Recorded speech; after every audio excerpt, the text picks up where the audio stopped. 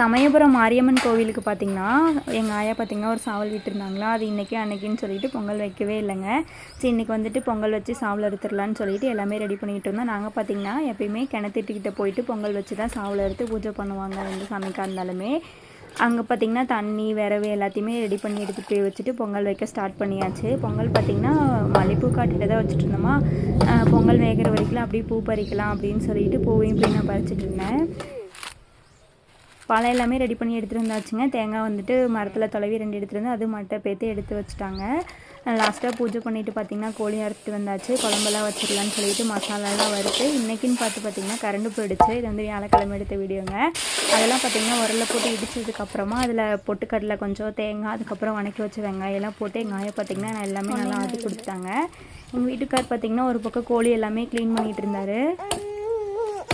ஃபுல்லாமே எல்லாமே நறுக்கியாச்சுங்க. அடுத்தது குழம்பு வைக்க வேண்டியதான். 2 மணி பக்கமாக ஆகி போச்சா, வேலைக்கு போகணுன்னு சொல்லிட்டு பாதி அரிஞ்சு கொடுத்துட்டு மீதி பார்த்திங்கன்னா நான் தான் அரிஞ்சு ஃபஸ்ட்டு குக்கரில் வச்சு ஒரு 2-3 விசில் விட்டுட்டு அதுக்கப்புறமா குண்டலை வச்சு வேக வச்சுக்கலாம்.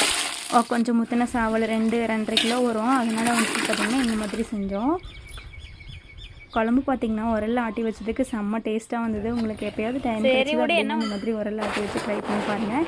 இந்த வீடியோ பிடிச்சிருந்தா லைக் பண்ணுங்கள், சப்ஸ்கிரைப் பண்ணுங்கள். தேங்க்யூ ஃபார் வாட்சிங்.